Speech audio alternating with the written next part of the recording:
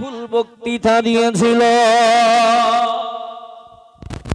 বোঝা গেল আল্লাহর ওলির দরবার থেকে কেউ খালি হাতে ফেরে না। চোর গিয়েছে চুরি করতে, চোর ওলি হয়ে গেল। তাহলে আল্লাহর ওলির সংস্পর্শে চোর যদি ওলি হয় থেকে, তাহলে আল্লাহর ওলির সংস্পর্শে থাকলে লাভ হবে না লস হবে? ভেবে দেখো ভাইজান, বাবাজিরা একটু খেয়াল করে শ্রবণ করুন। কিতাবের ভিতরে এসেছি বোস্তাম নগরী একজন অসতী নারীর আবির্ভাব ঘটেছে। যে নারীটা জোয়ান মেয়েদের ছেলেদেরকে নিয়ে আমোদ প্রমোদে ব্যস্ত থাকে, নাচানাচি করি, নিজের শরীরটা অর্থের বিনিময়ে টাকার বিনিময়ে পরপুরুষের কাছে বিনিয়ে দেয়। এমন করে বাবা জন ছেলেদেরকে, অসংখ্য যুবকদেরকে ওই মেয়েটা জাহান্নামী বানাতে লেগেছে। বাইজিদ বোস্তামি হুজুরের একজন মুরিদ চলে গেল আল্লাহর ওলি বাইজিদ বোস্তামির কাছে, হুজুর আপনার এলাকাতে এই বোস্তাম শহরে এমন একজন মহিলা, এমন একজন দেহ ব্যবসায়ী অসতী নারীর আগমন ঘটেছে যে অসংখ্য যুবক দিগকে জাহান্নামী বানিয়ে দিতেছে। কারণ গৌসুল আজম মোড়াহাড়ি জিন্দাবাদ, নারে তাকবীর, আল্লাহু আকবার। আলহামদুলিল্লাহ। আশা রাখি শয়তান আশপাশ থেকে দূরে চলে গেছে। এবার মোটামুটি খোলা মনে ওয়াজ করা যাবে, শোনাও যাবে। যাই বাহক বাবা, পবিত্র কালামে পাক থেকে ছোট্ট একটি আয়াতে কারিমা তেলাওয়াত করেছি। মহান আল্লাহ বললেন, ইয়া আইয়ুহাল্লাযীনা আমানুত্তাকুল্লাহা ওয়া কুনু মা'আস সাদিকিন।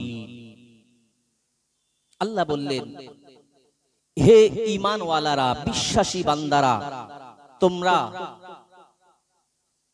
সত্যবাদীর সঙ্গী হয়ে যাও। আমরা জানি আজকের সমাজে সত্যবাদী হলো আল্লাহর ওলিরা। কারণ আল্লাহ পাক বলেছেন, আলা ইন্না আউলিয়া আল্লাহি লা খাউফুন আলাইহিম ওয়া লা হুম ইয়াহজানুন। আল্লাহ বলেন, যারা আল্লাহর ওলি তাদের কোনো ইহজগতে এবং পরজগতে ভয় নেই। সেহেতু বোঝা যায় আজকে পৃথিবীর জমিনে সত্যবাদী বলতে আল্লাহর ওলিরা, তাদের সংস্পর্শে আমাদিগকে থাকতে হবে। কিন্তু বড় দুঃখের বিষয়, এক শ্রেণীর মানুষ আছে, তাদের বক্তব্য হলো পীর ধরা লাগবে না, পীরের ওসিলা নেওয়া যাবে না, পীরের দরবারে যেতে হবে না। ভাই ভালো করে শুনুন, এই ওসিলা বিহীন পৃথিবীতে কোনো কিছু হয়নি আর হবেও না। সব কিছু ওসিলা সম্পন্ন। কারণ মহান আল্লাহ যে দুনিয়াটাকে সৃজন করলেন, সৃষ্টি করলেন, দুনিয়াটা কার ওসিলায়? আল্লাহ বলেন, লাউলা কালামা খলাকতুল আফলাক, ও নবী আমি যদি তোমায় না বানাতাম এ বিশ্ব কায়নাতকে বানাতাম না। তাহলে কায়নাত সৃজিত, এ দুনিয়া সৃষ্টি কার ওসিলায়? আমার নবীর ওসিলায় এ দুনিয়া সৃষ্টি। ভাই আমি আপনি সৃষ্টি আমাদের মাতা পিতার ওসিলায়।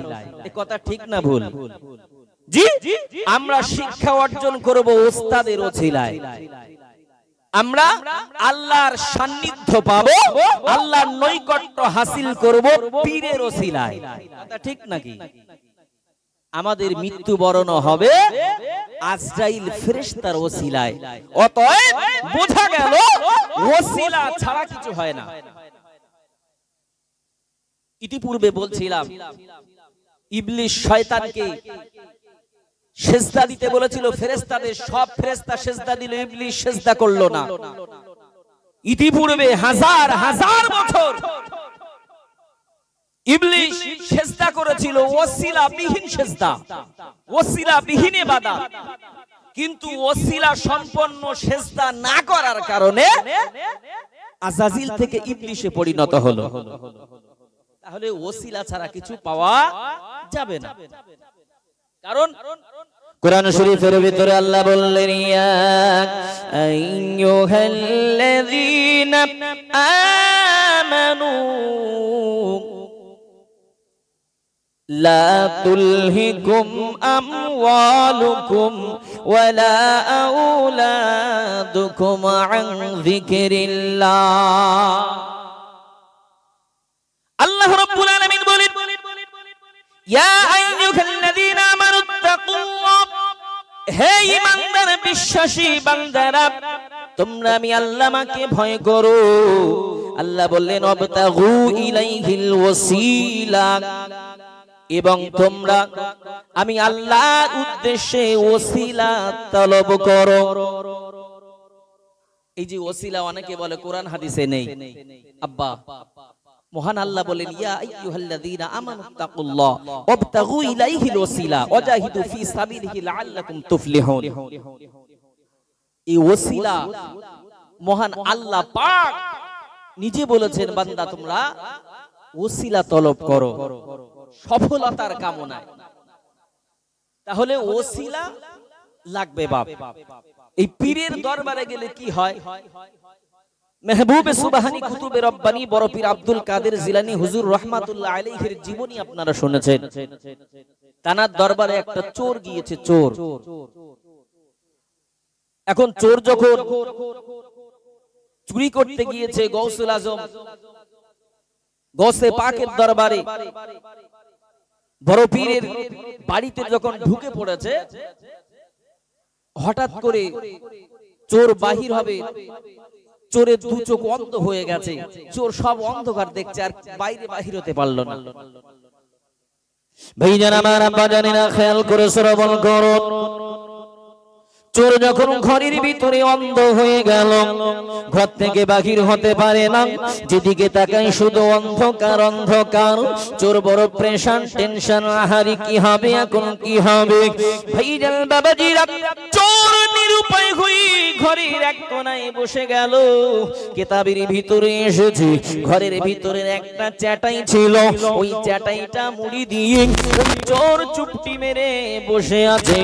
সকাল যখন হয়ে যাবে নিশ্চিত গ্রামের মানুষেরা আমাকে সে মারধর করবে, কারণ আমি গৌসে পাকের বাড়িতে চুরি করতে এসেছি। সাধারণ মানুষের বাড়ি চুরি করলে হতো, একেবারে বড় পীরের দরবারে। এ বাবাজিরা ভাইরা, অনেক লম্বা আলোচনা সংক্ষেপ করে বলছি। সকাল হয়ে গেল, খাজা খিজির আলাইহিস সালাতু ওয়াস সালাম আল্লাহর ওলি বড় পীর আব্দুল কাদের জিলানী হুজুর রাহমাতুল্লাহ আলাইহির দরবারে আসলেন। খবর দিলেন হুজুর একজন আব্দাল দরকার, একজন আল্লাহওয়ালা আল্লাহর ওলি দরকার। এমন সময়তে হযরতে বড় পীর আব্দুল কাদের জিলানী তার মুরিদদিগকে ডাক দিয়ে বললেন, আমার ঘরের ভিতরে চলে যাও, আমার ঘরের ভিতরে দেখতে পাবে চাটাই মুড়ি দিয়ে একজন গরিব মানুষ বসে আছে, ওই বেটাকে ধরে নিয়ে এসো। চাটাই মুড়ি দিয়ে বসে আছে, ওকে ধরে নিয়ে এসো। এখন যখন ধরতে গেছে, এখন যে চোর মনে করছে কাজ হয়েছে, মানে আমার তো ধরতে গেছে, আমার এনে গালি খায় দেবে। ওর মনে ভয় আছে না নাই? এই যুবক বাবাজিরা, চোরকে যখন নিয়ে যাওয়া হলো,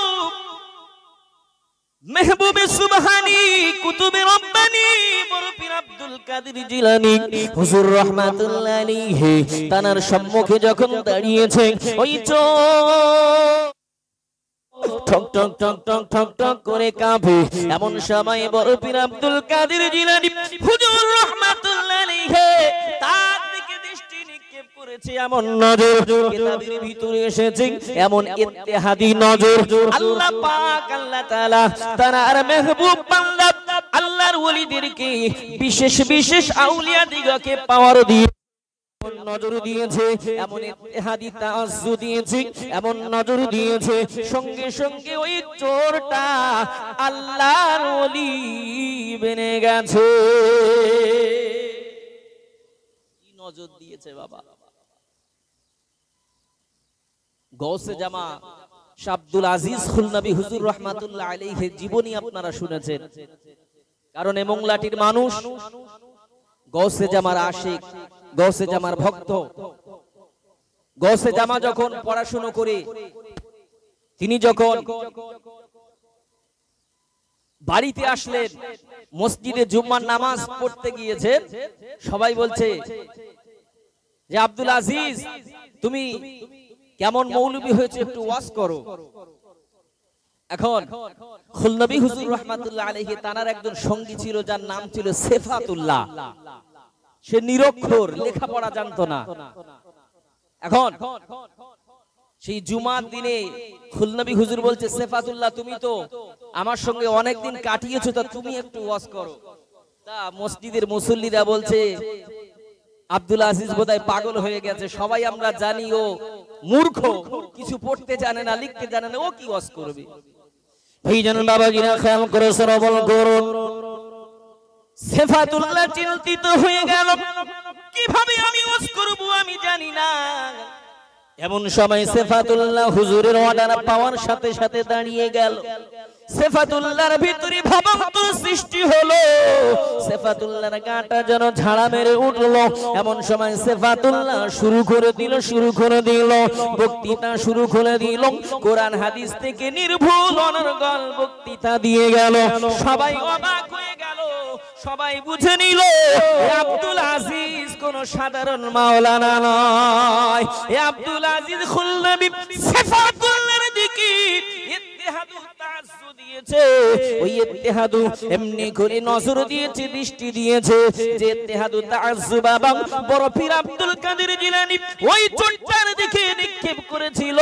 সেই ইত্তেহাদি তাআজ্জু এমনি করে গৌসে জামা সেফাতুল্লাহর দিকে দিয়েছিল, যার কারণে সেফাতুল্লাহ নির্ভুল বক্তৃতা দিয়েছিল। বোঝা গেল আল্লাহর ওলির দরবার থেকে কেউ খালি হাতে ফেরে না। চোর গিয়েছে চুরি করতে, চোর ওলি হয়ে গেল। তাহলে আল্লাহর ওলির সংস্পর্শে চোর যদি ওলি হয় থেকে, তাহলে আল্লাহর ওলির সংস্পর্শে থাকলে লাভ হবে না লস হবে, ভেবে দেখো। ভাইজান বাবাজিরা একটু খেয়াল করে শ্রবণ করুন।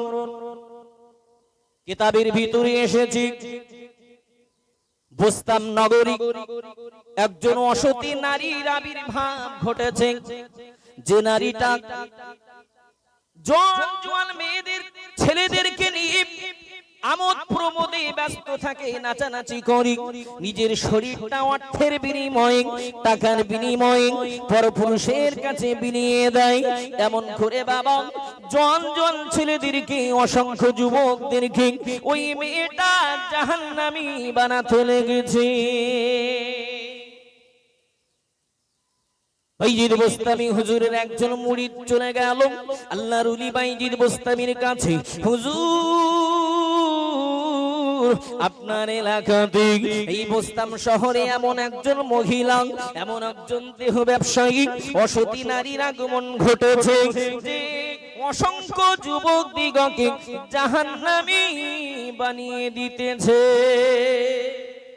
কারণ অর্থের বিনিময়ে নিজের দেহটাকে পরপুরুষের কাছে বিলিয়ে দিচ্ছে।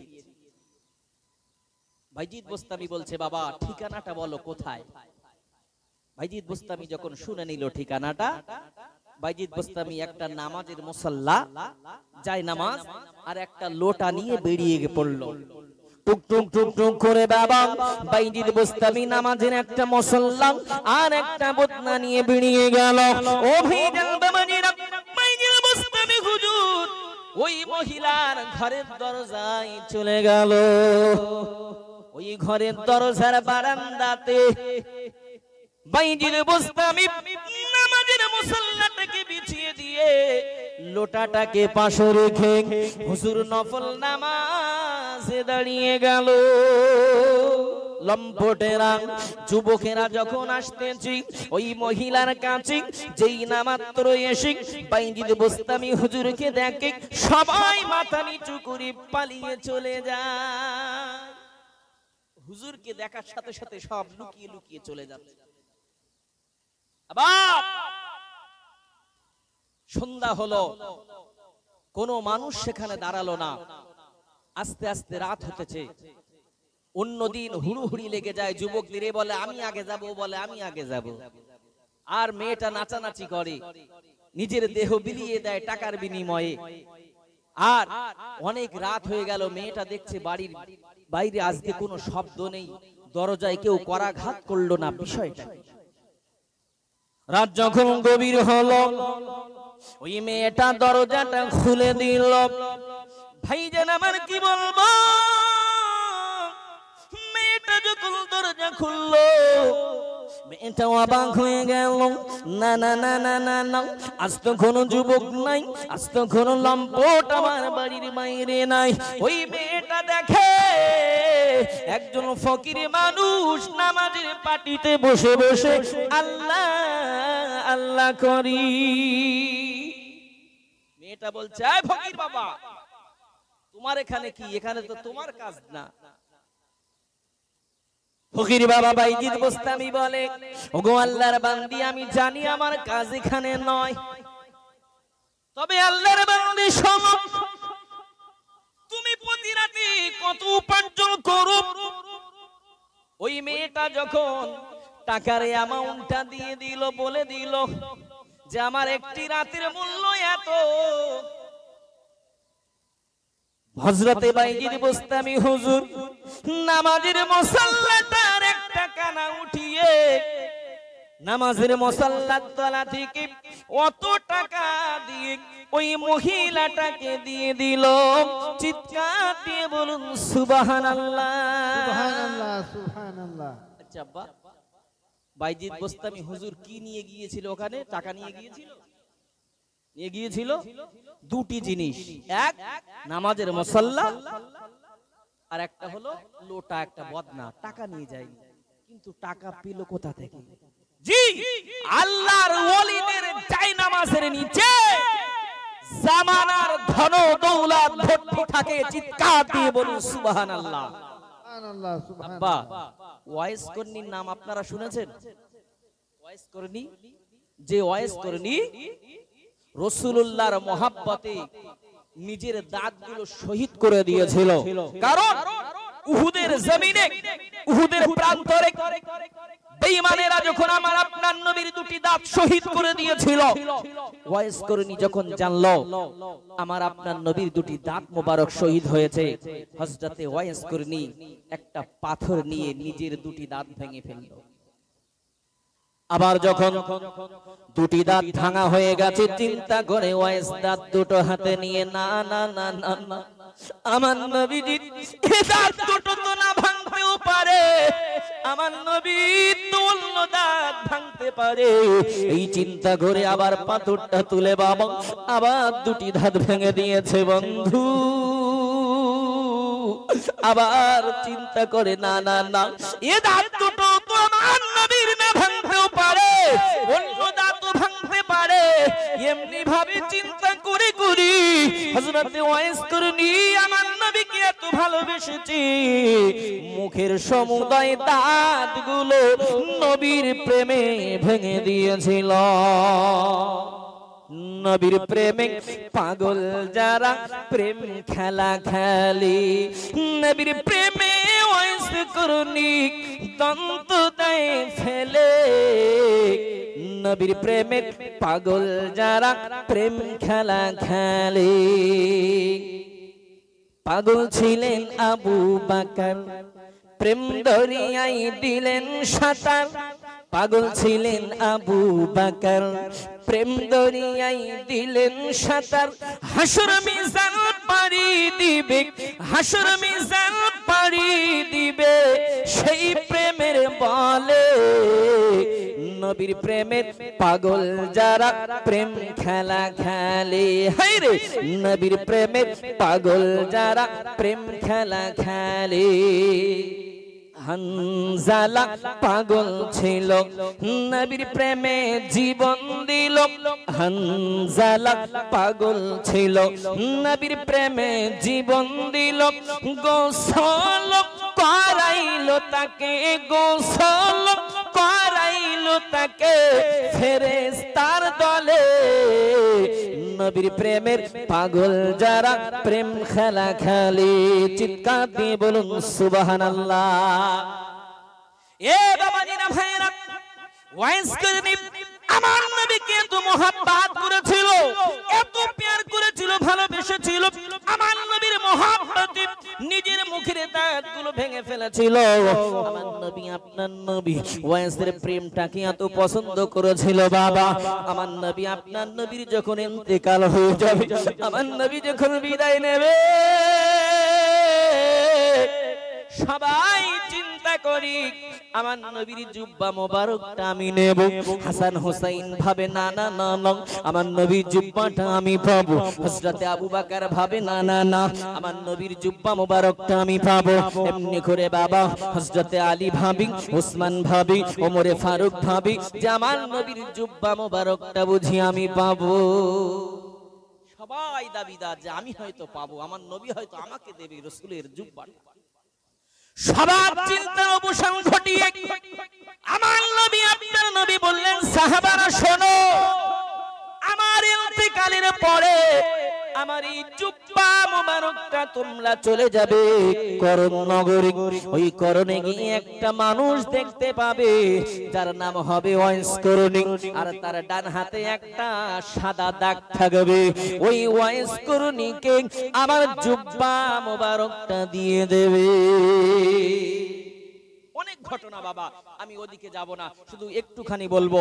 এই জুব্বা যখন দিতে গিয়েছিলেন হযরতে ওমরে ফারুক রাদিয়াল্লাহু তাআলা আনহু, এখন বলেছিলেন যে আমার নবী এই জুব্বা মোবারকটা পরে তার উম্মতের জন্য দোয়া করতে বলেছিলেন। এখন জুব্বা মোবারকটা পরবে এমন সময় হযরতে ওমরে ফারুক দেখছে ওয়াইস করণীর গায়ে ছেঁড়া কম্বল আছে। কি আছে বাপ? ছেঁড়া কম্বল, বিভিন্ন জায়গায় ছেঁড়া। হযরতে ওমরে ফারুক দেখছে ওই ছেঁড়া ছেঁড়া ভাষার ভিতর দিয়ে ওয়াইস করণীর ছেঁড়া কম্বলের মধ্যে ভাষা দিয়ে তামাম দুনিয়া অর্থ সম্পদ সব দেখা যাচ্ছে। চিৎকার দিয়ে বলুন সুবহানাল্লাহ। আল্লাহর ওলিদের কম্বলের ভিতরে, আল্লাহর ওলিদের জায়নামাজের নিচে দুনিয়ার অর্থ দৌলত আমার আল্লাহ ভরে দেয়। জোরে বলুন সুবহানাল্লাহ। যাইবা হোক বাবা, গিয়ে চলুন। বাইজিদ মুস্তামি মেয়েটাকে বলছেন, আরে ও আল্লাহর বান্দী, এই নাও তোমার অর্থটা। অর্থ যখন পেয়ে গেল, বাইজিদ বুস্তামি বলে, আল্লাহর বান্দী, এই রাতটা আমি তোমার কাছ থেকে খরিদ করে নিলাম, কিনে নিলাম। বলে জি, তাহলে আমি যা বলবো তোমাকে তাই শুনতে হবে। এমন সময় মেয়েটা বলে জি। এমন সময় বলে, যাও জলদি করে এই লোটার পানিটা নিয়ে উজু করে নাও। ওই মেয়েটা যখন লোটার পানি নিয়ে উজু করে নিল বাবা, হযরতে বাইজিদ বুস্তামি বলল, গো আল্লাহর বান্দী, এই যাই নামাজে দাঁড়িয়ে যাও। মেয়েটা দাঁড়িয়ে গেল, বলল, নামাজের নিয়ত বেঁধে নাও, তুমি নামাজ শুরু করে দাও। অসতী নারী বাংলায় যাকে বলে বেশ্যা, এমন দেহ ব্যবসায়ী ওই মহিলা নারীটা আল্লাহর ওলি বাইজিদ বুস্তামি নামাজের পাটিতে যখন দাঁড় করিয়ে দিল, ওই মহিলাটা নামাজের নিয়ত করেছে। বাইজিদ বুস্তামি চুপ করে বসে আছি। ওই মহিলাটা নামাজের নিয়ত করেছে, তখনও অসতী না। এমনি করে রুকুতে গেল, তখনও অসতী। ওই মেয়েটা যখন সিজদায় পতিত হলো, বাইজিদ বুস্তামির হাত উপরে উঠে গেল। ওগো রব্বুল আলামিন, আল্লাহ, আমি বাইজিদ আপনার দরবারে দোয়া করি, আল্লাহ এই অসতী নারীর আল্লাহ এমনি করে মস্তকটা অবনত করানো আমি বাইজিদের কাজ। আল্লাহ এই মেয়েটার মনের গতি পরিবর্তন করা তোমার কাজ। সুবহানাল্লাহ। আল্লাহ এই মেয়েটাকে নামাজের পাটিতে দাঁড় করিয়ে সিজদায় নিয়ে যাওয়া আমি বাইজিদের কাজ, আর এর মনের গতি পরিবর্তন করার দায়িত্ব আপনার। ও রব্বুল আলামিন আল্লাহ, এই মেয়েটার মনের গতি যদি আপনি পরিবর্তন না করেন, সকাল হলে আমি বাইজিদ কারো কাছে মুখ দেখাতে পারবো না। কারণ মেয়েটা হলো অসতী। সবাই বলবে বাইজি দেশে তোমাকে কি দিয়ে গেছে রব্বুল আলামিন। আজ যদি এর মনের গতি তুমি পরিবর্তন করিয়ে দাও, কোন বান্দা তোমার কাছে কৈফাত চাবে না আল্লাহ। তাই আমি বাইজি সেই কালো জুলফিধারী নবী রাহমাতুল লিল আলামিনের ওসিলায় দোয়া চাই আল্লাহ, এই মেয়েটার মনের গতি আপনি পরিবর্তন করে দিন।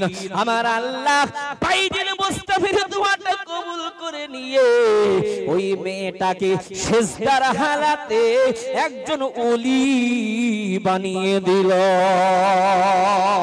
সুবহানাল্লাহ। বাপ আল্লাহর ওলির দরবারে চোর গিয়েছে, ওলি হয়ে এসেছে, অসতী নারীর সংস্পর্শে আল্লাহর ওলি গিয়েছে, অসতী নারী ওলি হয়েছে। আল্লাহর ওলির সংস্পর্শে থাকলে কি হবে? গৌসে জামা শাহ আব্দুল আজিজ খুলনবী হুজুর রহমাতুল্লাহ আলাইহির দরবারে গুনাকর কাটির পার্শ্ববর্তী গ্রাম বাহাদুরপুর, সেখানে একজন হিন্দু ব্রাহ্মণ যার নাম হলো যদুনাথ চৌধুরী। এই যদুনাথ চৌধুরী হুজুরকে বড় ভালোবাসতো, মহাব্বত করত, কিন্তু কওমের চাপে, প্রতিবেশীর চাপে তিনি কখনো মনের ইচ্ছাটা ব্যক্ত করতে পারতেন না। কিন্তু একদিন সুযোগ বুঝে হুজুরের দরবারে চলে গেল, হুজুর আমি মুসলমান হতে চাই, হুজুর আমি আপনার হাতে হাত দিয়ে কলেমা পড়তে চাই। ভাইজান বাবাজিরা খেয়াল করে শ্রবণ করুন, গৌসে জামা শাহ আব্দুল আজিজ খুলনবী হুজুর রাহমাতুল্লাহ আলাইহি তানার মুরিদ মাওলানা জাদ্দাল হোসেন সাহেব তানাকে বলল, এই ব্রাহ্মণকে যদুনাথ চৌধুরীকে বসিয়ে দাও। বসিয়ে দেওয়া হলো, একটা কাপড় দিয়ে বেষ্টন করে দাও, কাপড় দিয়ে বেষ্টন করে দেওয়া হলো, ঘিরে দেওয়া হলো। হঠাৎ করে দেখা গেল কিছুক্ষণ চুপ আছে যদুনাথ চৌধুরী। হঠাৎ করে কাপড়ের ভিতর থেকে আল্লাহ আল্লাহ আল্লাহ আওয়াজ বাহির হতে লাগলো। বিশাল চারিদিকটা মুখরিত হয়ে গেল। হঠাৎ করে আল্লাহ শব্দটা বন্ধ হয়ে গেল। যদুনাথ চৌধুরী তার এমনি করে সে যেন নিজের ভিতরে আর নাই, নিজের জ্ঞানে নাই। গৌসে জামা বলল, কাপড়টা খুলে দাও। কাপড় খুলে দেওয়া হলো। কিছুক্ষণ পরে যদুনাথ চৌধুরীর যখন জ্ঞান ফিরে এলো, বলে হুজুর গো আমি দেখেছি আপনি কে, হুজুর আমি চিনেছি আপনি কে, আর দেরি করবেন না, আপনার হাতে হাত দিয়ে আমায় মুসলমান বানাইয়া নিন। এমনি করে হুজুরের হাতে হাত দিয়ে কিতাবের ভিতরে এসেছে বাবা, গৌসে জামা জীবনীতে পড়েছি, এমনি করে ওই যদুনাথ চৌধুরী মুসলমান হয়ে গেল। কিন্তু এই কথাটা প্রকাশ করলো না, কওমের ভয় গোপন রেখেছে। জানাজানি হলে পরিবারের মানুষ সমস্যা করবে, আব্বা এজন্য চেপে রেখেছে। এবার তিনি যখন এটা খাবে না সেটা খাবে না, বাড়ির মানুষ চিন্তা ভাবনা করছে যদুনাথ চৌধুরী বোধহয় ব্রাহ্মণ বোধহয় সন্ন্যাস গ্রহণ করেছে। কারণ আমাদের হিন্দু ভাইদের ধর্মে আছে, তারা যখন সন্ন্যাস গ্রহণ করে অনেক কিছু তাদের খাওয়া নিষেধ। যাই বা হোক, যখন এ খায় না সে খায় না, সবাই ভাবলো ব্রাহ্মণ বুঝি সন্ন্যাস গ্রহণ করেছে, তাই এটা ওটা খায় না। কিছুদিন চলে গেল বাবা, অনেক ঘটনা আমি সংক্ষেপ করে বলছি, সময় অল্প। এখন যদুনাথ চৌধুরী যখন অসুস্থ হয়ে গেল, সন্তান দিগকে ডাক দিয়ে বলে, বাবা আমি যখন মারা যাব তোমাদের কাছে আমার একটাই অনুরোধ, আমার লাশটাকে তোমরা যেন পুড়িয়ে দেবে না, দাহ করবে না, আমার লাশটাকে তোমরা এমনি করে মাটি খনন করে পুঁতে দেবে, মাটি খনন করে পুঁতে দেবে। যদুনাথ চৌধুরী মারা গেল, অনেক লম্বা ঘটনা, আমি সংক্ষেপ করে বলছি সময় কম হওয়ার কারণে। মারা যখন গেল, ছেলেরা যখন গ্রামের মানুষদেরকে বলল যে আমার বাবা এই আদেশ দিয়ে গিয়েছিল, কিন্তু সবাই বলল না, এটা তো কখনো মেনে নেওয়া যায় না। সে পুঁতে দিতে বলেছে বলে দিতে হবে, আমাদের একটা রীতি নীতি রেওয়াজ তো আছে, তাই করতে হবে। কি করতে হবে? আমাদের রীতি নীতি রেওয়াজ অনুযায়ী যদুনাথ চৌধুরী ব্রাহ্মণকে আগুনে পোড়াতে হবে, দাহ করতে হবে। যেমন চিন্তা ভাবনা তেমন আয়োজন। সঙ্গে সঙ্গে বাবা সপ্তাহ তৈরি হয়ে গেল, কাঠ সাজানো হলো, যদুনাথ চৌধুরীকে চিতার উপরে শুইয়ে দেওয়া হলো, ঘি আগায় রাজা প্রয়োজনীয় দ্রব্য দেওয়া হলো। ভাইজান কি বলবো, এমন সময় যদুনাথ চৌধুরীর চিতাতে যখন আগুন লাগিয়ে দেওয়া হলো, গোসে জামান জীবনীতে দেখেছি বাবা, আগুন লাগিয়ে দেওয়া হলো, কাঠ পুড়ে সব ছাই হয়ে গেল। ওই যদুনাথ চৌধুরীর একটা পশম পুড়ল না। আপনি বলবেন হতে পারে নাকি? খেয়াল করুন নবী ইব্রাহিম পয়গম্বর আলাইহিস সালামের কথা। নমরুদ যখন অগ্নিকুণ্ডে দিয়েছিল, নবী ইব্রাহিম পয়গম্বর আলাইহিস সালামকে আমার আল্লাহ বলেছিল, রুকুনি বারদাও ওয়া সালামান আলা ইব্রাহিম। ওরে আগুন খবরদার খবরদার, আমার নবী ইব্রাহিম তার গায়ে যেন তাপ লাগে না। আগুন দিয়ে আমার নবী ইব্রাহিমের জন্য তুমি শান্তিদায়ক ঠান্ডা বেনে যা। বিশাল আগুন, কিন্তু নবী ইব্রাহিম পয়গম্বরের একটা পশম পুড়েছিল। তদ্রূপ যদুনাথ চৌধুরীর একটা পশম পড়ে না বাবা। কি কারণে? একটাই কারণ, আল্লাহর ওলির সান্নিধ্য পেয়েছে। জাহান্নামের আগুন তো হারাম, দুনিয়ার জমিনে যদুনাথের জন্য দুনিয়ার আগুন হারাম হয়ে গেছে। আব্বা, তাহলে আল্লাহর ওলিদের সংস্পর্শে থাকলে দুনিয়া আখিরাত সব জায়গার ভালো এবং জাহান্নামের আগুনটাও হারাম হয়ে যাবে আব্বাজি। তবে এই ওলিদের সংস্পর্শে থাকতে হবে। তবে বাবা ভুল বুঝবেন না আমার কথা, ওলিকে মানতে হবে, পীর পথ প্রদর্শক মানতে হবে। ড্রাইভার যদি না থাকে গাড়ি কোথায় যাবে? রাস্তায় চলবে না খানায় যাবে? খানায় যাবে। ড্রাইভার দরকার গাড়ি চালাতে গেলে, দুনিয়াতে চলতে গেলে পথ প্রদর্শক হিসাবে পীর দরকার আছে। তবে পীরকে আল্লাহর স্থানে বসানো যাবে না। যাবে কি?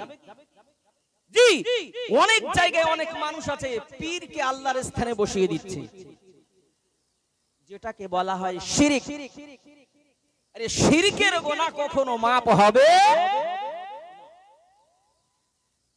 কোরআন শরীফের সূরা লুকমানের ভিতরে 13 নম্বর আয়াত আমার আল্লাহ বলেন, ওয়া ইয ক্বালা লুকমানু লিবনিহি ওয়া হুয়া ইয়াইযুহু ইয়া বুনাইয়া লা তুশরিক বিল্লাহ ইন্নাশ শিরকা লাযুলমুন আযীম।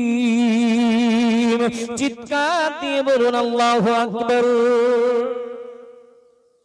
কোরআন শরীফের ভিতরে এসেছে আল্লাহ তাআলা বলেন, লুকমান সিংহ পুত্রকে, আপন পুত্রকে উপদেশ দিতেছেন, ইয়া বুনাইয়া লা তুশরিক বিল্লাহ, ইয়া আমার বৎস, ইয়া আমার প্রাণ প্রিয় ছেলে, খবরদার খবরদার আল্লাহর সঙ্গে কাউকে শরীক করবা না, করবা না, করবা না। আল্লাহর সঙ্গে যদি কাউকে তুমি শরীক করো, ইয়া বুনাইয়া লা তুশরিক বিল্লাহ ইন্নাশ শিরকা লাযুলমুন আযীম। শুনে রাখো বৎস, পৃথিবীর জমিনে সব থেকে বড় গুনাহ হলো শিরকের গুনাহ। এই শিরক হলো সব থেকে বড় জুলুম। ওয়া মা লিল যালিমিনা মিন আনসার, আর জালেমের কোনো সহায়তাকারী থাকবে না। শিরক হলো সব থেকে বড় গুনাহ, বড় জুলুম। আর কিয়ামতের মহাময়দানে জালেমের কোনো সহায়তাকারী থাকবে না। ভুল বুঝবেন না। আজকে পৃথিবীর জমিনে পীর মানতে মানতে মানতে মানতে এক শ্রেণীর মানুষ আছে বাবা, পীরকে খোদার স্থানে বসিয়ে দিচ্ছে। মাজারে গিয়ে সেজদা করছে, মাজারে গিয়ে নামাজ পড়ছে, মাজারের দিকে ফিরে। আপনি বলবেন, সুলাইমান তুমি নতুন কথা কোথা থেকে আমদানি করলে? আমরা মুর্শিদাবাদ ওড়াহাড়ে যাই, আমরা গুনাকার কাটি খুলনার দরবারে যাই, আমরা বসিরহাটে মাওলানা বাগ দরবার শরীফে যাই, আমরা ফুরফুরা শরীফে যাই। কোথাও তো দেখিনি যে মাজারের দিকে সেজদা করে, মাজারের দিক ফিরে নামাজ পড়ে। এবার দেখেছেন বাপ, আমাদের মুর্শিদাবাদ ওড়াহাড়ের জমিনে এমন কিন্তু নাই যে মাজারে ফিরে সেজদা করে। অনেক মানুষ অপপ্রচার করে যে মুর্শিদাবাদে মাজারের দিকে মাজার পূজা করে, মাজারে সেজদা করে। জি না, নেই। কিন্তু হ্যাঁ, কিছু কিছু জায়গায় আছে যার কারণে আমাদেরও দুর্নাম হয়। আমি একটা জলসাতে গিয়েছিলাম বর্ধমান থেকে রামপুরহাট লাইন, রামপুরহাটের ট্রেন ধরে জায়গাটার নাম হলো গুসকরা, স্টেশনের নাম হলো গুসকরা। তো সেখানে গিয়ে জলসাতে গিয়ে একটা মাজারে গিয়েছিলাম আমি, পার্শ্ববর্তী একটা মাজার, তো মাজারটা জিয়ারত করে আসি, আল্লাহর ওলির মাজার। সেখানে গিয়ে দেখছি বাবা, কি হিন্দু সম্প্রদায়ের ভাই, কি মুসলমান, জি মাজারের দিক ফিরে সেজদা করছে। আমি জিজ্ঞাসা করছি, ভাই পশ্চিম কোন দিকে? বলছে এদিকে। মাজারের দিকে ফিরে নামাজ পড়ছে। নিজে চোখে দেখা বাপ। কিন্তু আমাদের দরবারে এগুলো হয় না। আর এদের জন্যই আমাদের দরবারের বিভিন্ন যারা ওলি প্রেমিক মানুষ, এই সমস্ত দরবারের বদনাম। যাই বা হোক, আমার বলার উদ্দেশ্য বাবা, পীরকে খোদার স্থানে বসানো যাবে না, এটা হলো শিরিক। আর শিরিকের গুনাহ হলো এমন বড় গুনাহ, শিরিক যারা করবে তাদের জায়গা কোথায় হবে? সূরা মাইদার ভিতরে ৭২ নম্বর আয়াতে মহান আল্লাহ বললেন, আল্লাহ বলেন, ইন্নাহু মান ইউশরিক বিল্লাহ, যারা আল্লাহর সঙ্গে শরীক স্থাপন করলো, আল্লাহর সঙ্গে যারা শরীক করলো, ফাকাদ হারামাল্লাহু আলাইহিল জান্নাতা, তাদের জন্য জান্নাত আল্লাহর তরফ থেকে নিষিদ্ধ হয়ে গেল। ওয়া মাওয়াহুন নার, তাদের ঠিকানা হবে কঠিন জাহান্নাম। ওয়া মা লিল যালিমিনা মিন আনসার, আর জালেমের সহায়তাকারী কেউ থাকবে না। যারা শিরিক করবে জান্নাত তাদের জন্য নিষিদ্ধ হয়ে যাবে, আর জাহান্নাম তাদের ঠিকানা হবে। আর শিরিক হলো বড় জুলুম, আর জালেমের সহায়তাকারী কেউ থাকবে না। আব্বা, সেই শিরিক থেকে আমাদেরকে বাঁচতে হবে। আব্বা, আজকে পৃথিবীর জমিনে আমরা পীর মানতে মানতে, ওলি মানতে মানতে এমন পর্যায়ে চলে গেছি, ওলিকে আল্লাহর স্থানে বসিয়ে ফেলছি। ভালো করে বুঝবেন বাবা, আমার কথাটা হয়তো আপনাদের একটু ব্যতিক্রম লাগতে পারে। ভাই এদিকে খেয়াল করুন, তার কারণ এই সমস্ত কথাগুলো আমি বলবো, আপনারা আদগা আদগা যদি শোনেন, আমি বলবো সুদ হারাম, আর কালকে চার দোকানে বসে বলবেন হাফেজ সাহেব বলেছে দুধ হারাম। সেই জন্য মন কান দিয়ে শুনুন বাবা। আমার বলার উদ্দেশ্য হলো, খোদার স্থানে পীরকে বসানো যাবে না। আজকে এক শ্রেণীর মানুষ আছে, পীর মানতে মানতে মানতে মানতে এমন পর্যায়ে চলে যাচ্ছে, যেমন বুঝুন, আমার মানে চিন্তা ভাবনা যেগুলো এসেছে তাই বলছি বাবা। আচ্ছা, মসজিদ কার ঘর? আল্লাহর ঘর। অনেক জায়গায় দেখা যায় সেই মসজিদের জন্য যখন মসজিদ উন্নতির জন্য কোনো জলসা হচ্ছে, কিছু পীরের আশেক ওলি ভক্ত মানুষ তাদের মুখগুলো বাংলা পাশের মতো এরকম বেঁকে যাচ্ছে। ভালো করে বুঝবেন, মুখ বেঁকে যাচ্ছে। নবী দিবস হচ্ছে, মুখ বেঁকে যাচ্ছে। আবার যখন কোন পীরের ওরস হচ্ছে, ফাতেহা হচ্ছে, জীবন প্রাণ দিয়ে ঝাঁপিয়ে পড়ছে। আমি কিন্তু কারোর বিরুদ্ধে বলছি না, বাস্তব জিনিসটা মিলিয়ে দেখবেন। মসজিদের জন্য জলসা, মসজিদের উন্নতির জন্য আল্লাহর কাজ, নবী দিবস রাসূলের কাজ, এতে আমরা বিরোধিতা করছি। ওলির ফাতেহা জীবন প্রাণ দিয়ে আমরা ঝাঁপিয়ে পড়ছি।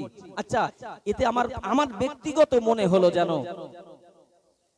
আল্লাহর জিনিসটা, আল্লাহর যেটা সেটা আমরা পিছিয়ে দিলাম, নবীর পিছিয়ে দিলাম, আর পীরেরটা মাথায় করে তুলে নাচানাচি করলাম। তাহলে কি পীরকে আল্লাহর স্থানে বসানো? হয়তো আমার ধারণা ভুল হতে পারে, আমার ধারণা হয়তো ভুল হতে পারে, কিন্তু আমার ছোট্ট ব্রেনে যে ধারণা হয়েছে তাই আমি বলছি, শেয়ার করছি আপনাদের। আব্বা শুধু তাই নয়, অনেক মানুষ আছে আজকে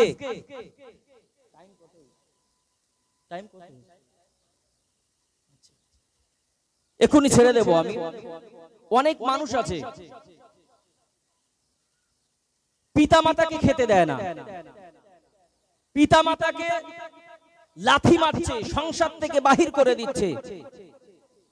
হুজুরের আশেক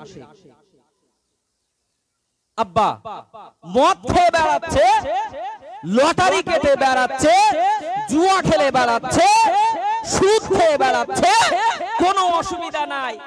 আর তুমি যদি অমুক ড্রেস না পরেছো, অমুক পাঞ্জাবি যদি না পরেছো, তুমি তরিকার বাইরে। আমি জানি না তরিকা কারোর বাপের কেনা কিনা, জি ভালো করে বুঝবেন। আমার যেন মনে হচ্ছে অমুক এই করেছে, ও তরিকার বাইরে, অমুক ওই ড্রেসটা পরেনি, ও তরিকার বাইরে। বাবা এই একে বাইরে ওকে বাইরে বাহির করতে করতে মনে হয় এই বাইরের কোনো একটা দল হইয়ে যারা বাহির করছে তাদেরকে সমাজ থেকে বাহির না করে। ইমামে আজম আবু হানিফা রহমাতুল্লাহ আলাইহির কাছে আমার অনেক কিছু বলার ছিল বাবা, কিন্তু বক্তা এসে গেছে। যেহেতু আমি এই সাবজেক্টে দুটো একটা কথা বলেছি, যদি একটু খুলে না বলি এ নিয়ে বিতর্ক হতে পারে, চেয়ে নিচ্ছি। ইমামে আজম আবু হানিফা রহমাতুল্লাহ আলাইহির কাছে একজন, তিনি কাপড়ের ব্যবসা করতেন। একটা দামি কাপড় নাইলফোর বেরিয়েছে, ফিরিয়ে নিয়ে এসেছে যে হুজুর এই কাপড়টা নাইলফোর ফিরিয়ে নিতে হবে। ইমামে আজম কান্না শুরু করেছে। এখন কান্না দেখে সেই খরিদ্দার বলছে, হুজুর আমারে কাপড় ফেরত দিতে হবে না, আমি কাপড় নিয়ে যাচ্ছি, পাল্টাতে হবে না, আপনি কান্নাটা বন্ধ করেন। ইমামে আজম বলে, বাবা না না না না, তোমার কাপড় পাল্টানোর জন্য আমি ইমামে আজম কাঁদি না বাবা। আমি চিন্তা করি এত সুন্দর কাপড় সামান্য একটু নালফোর বেরিয়েছি, তাই তুমি ফেরত নিতে এসেছো, ফেরত নিতে এটা নেবে না। আমি চিন্তা করি রে বাবা, আমার জীবনে যত ইবাদত আমি করেছি, আল্লাহর দরবারে গেলে আল্লাহ যদি বলে ইমামে আজম যাও তোমার ইবাদতে নালফোর বেরিয়েছে, তোমার ইবাদত চলবে না। আমি তাই চিন্তা করছি, আমার জন্য মনে হচ্ছে বা এ তরিকার বাইরে সে তরিকার বাইরে, কিয়ামতের ময়দানে আল্লাহ তাদের ধর্মের বাহির না করিয়ে দেয়। ভুল বুঝবেন না বাবা, ভুল মানুষ মাত্রিক তো হতে পারে। রাসূলের আদর্শ ছিল কি? ইহুদি, একজন ইহুদি বাড়িতে দাওয়াত করেছে, রাসূল গিয়েছে, তিরস্কার করেছে, অপমান করে তাড়িয়ে দিয়েছে। দ্বিতীয় দিন দাওয়াত করেছে, আবার রাসূল গিয়েছে, আবার তাড়িয়ে দিয়েছে অপমান করে। তৃতীয় দিনও আবার গিয়েছে। আদর্শ দেখে ইহুদি কলেমা পড়ে মুসলমান হয়েছে। জোরে বলুন সুবহানাল্লাহ। এমনি ভাবে অনেক কথা আছে বাবা, আর আমাদের কিছু করলেই এই তরিকার বাইরে বেরিও, এই তুই ওই করেছিস, তুই তরিকার বাইরে।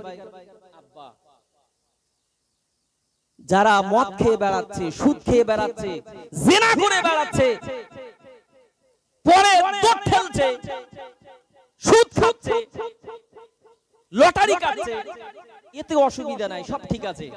তুমি ওই ড্রেস কেন পরনি? তুমি তরিকার বাইরে। তুমি এই কথাটা কেন শুনুনি? তুমি তরিকার বাইরে। আব্বা, রাসূলের আদর্শ এটা ছিল না। এভাবে কখনো ইসলাম বাঁধতে পারে না। আজকে পৃথিবীর জমিনে কেন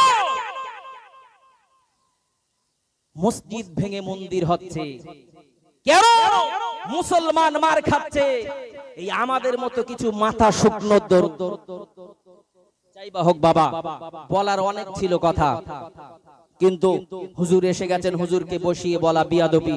তবে আমি আপনাদেরকে এটুকু বলবো, বাপ, পীর অবশ্যই মানতে হবে, পথ প্রদর্শক অবশ্যই প্রয়োজন, তবে পীরকে আল্লাহর স্থানে বসানো যাবে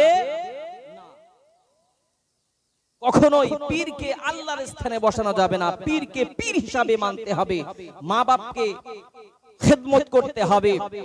জি, এমনি ভাবে আল্লাহর ঘর মসজিদের দিকে লক্ষ্য রাখতে হবে, নবী দিবসের দিকে লক্ষ্য রাখতে হবে, এবং পীরের ফাতিহা সেটাও জাকজমকের সহিত করতে হবে। তাই বলে সবগুলো বাদ দিয়ে শুধু আমরা যদি পীর পীর করি বাবা, এটা কিন্তু ঠিক নয়। সবগুলো খেয়াল রাখতে হবে। যাই বা হোক, হুজুর এসে গেছে, যার কারণে আমি বক্তৃতা সঠিকভাবে সম্পূর্ণ করতে পারলাম না। যেটুকু বললাম, হয়তো আমার চিন্তা ভাবনা ধারণা বয়স হিসেবে অনেক কম, আপনাদের অনেক ছোট, ভুল আমার হতেও পারে। আমার যেটা চিন্তা ভাবনা হয়েছে তাই বললাম।